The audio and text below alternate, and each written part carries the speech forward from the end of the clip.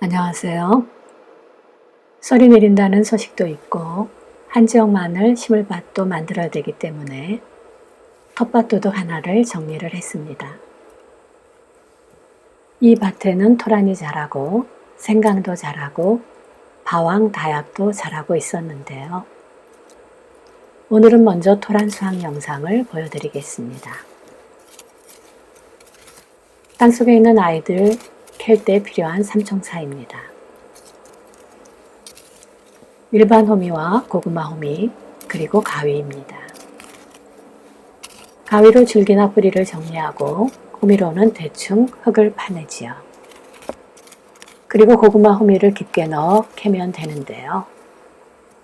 올해는 고구마 호미가 필요 없게 되었습니다. 비가 오지 않아 가뭄이 계속되니 작물들이 땅에 있는 수분을 모두 흡수해서 땅이 몹시 딱딱하더군요. 토란을 수확하며 땅이 이리 딱딱하기는 처음 있는 일입니다. 작물들에게 얼마나 미안한지요. 영상을 계속 보시면서 토란에 대해 살펴보는 시간을 가지려고 합니다. 원래 토란은 여러 해 살이인데요. 사계절이 있는 우리나라에서는 한 해 살이로 키우고 있습니다. 흙 속에 있는 알이라고 해서 토란이란 이름을 달게 되었다고 하더군요. 가을엔 뿌리작물을 많이 먹으면 좋다고 방송 여기저기에 나오는 것을 봤습니다. 지금부터는 초보분들을 위해 토란 재배 방법을 올려보려고 합니다. 봄에 토란을 파종할 때는 서리를 피해 파종을 하는 것이 좋은데요. 너무 늦으면 가을 수확 시기를 제때에 맞추기 어려우니 4월 초순 미리 상토에 파종을 해서 나중에 옮겨 심어도 되고, 따뜻한 곳에 토란을 두어 미리 싹이 나게 해서 4월 중순경에 미리 파종을 하고 비닐을 씌워두면 됩니다. 그리고 어린이날 이후로 서리가 내리지 않게 되면 비닐을 걷어주면 되지요. 토란은 물을 좋아하기 때문에 텃밭에서 습기가 가장 많은 곳에 심어주면 잘 자라는데요. 퇴비를 좋아하는 다비성 작물이니 넉넉히 퇴비를 넣고 밭을 깊게 갈아줍니다. 이때 뿌리에 좋은 비료를 함께 넣어주고 제식거리는 40에서 50cm 정도로 해주고 옷거름은 한두 번 정도 주면 좋습니다. 토란은 키가 크게 자라고 잎도 크기 때문에 토란을 앞작물로 심으면 안 되고 북쪽으로 심어 다른 작물들 햇빛을 가리지 않게 심어야 됩니다. 저런 토란을 심을 때 종자가 남으면 여러 개를 한꺼번에 심기도 하는데요. 지금 캐는 토란이 그렇습니다. 일반 토란과 토종 토란이 섞여 있어서 실한 뿌리를 수확을 했습니다. 이렇게 큰 어미 토란은 내년에도 종자로 활용을 합니다.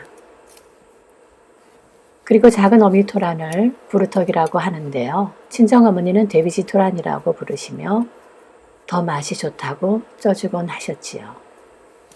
나이 들어 먹어보니 그 맛을 알 것 같습니다. 토란만 보면 그리운 친정어머니가 생각나기 때문에 저는 해마다 토란을 텃밭에 심고 있습니다.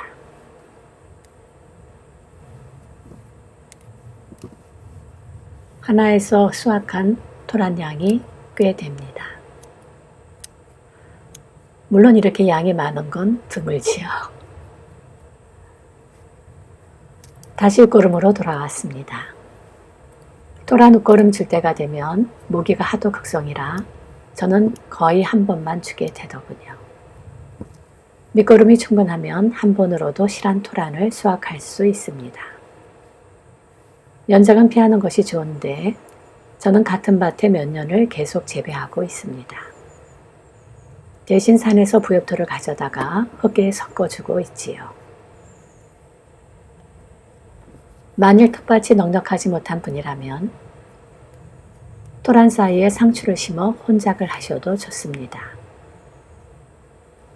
토라는 늦게 싹이 자라기 때문에 미리 심은 상추에 방해가 되지 않지요. 저는 마늘밭에도 상추를 심어 혼작을 하는데요. 서로 잘 자라니 보기도 좋더군요. 토라는 심어만 두면 잘 자라기 때문에 키우기가 수월한 작물입니다. 병충해도 별로 없지요. 약성도 좋은 토란이라 여름을 지내고 겨울로 접어들기 전에 토란을 수확해서 드시면 건강에 많은 도움이 됩니다. 이웃님들, 텃밭 한 켠에 토란 몇 개라도 키워보시면 어떨까요? 자라는 모습 보는 재미도 참 좋습니다. 언젠가는 텃밭에 갔다가 소나기를 만났는데요. 토란대 한 개를 잘라 우산으로 활용한 적도 있고, 토란에 떨어지는 빗방울과 이슬방울은 예술입니다. 9월 추석이 다가오면 토란 수확철인데요. 밑둥이 굵어지고 먼저 나온 줄기들이 말라 쓰러지곤 합니다.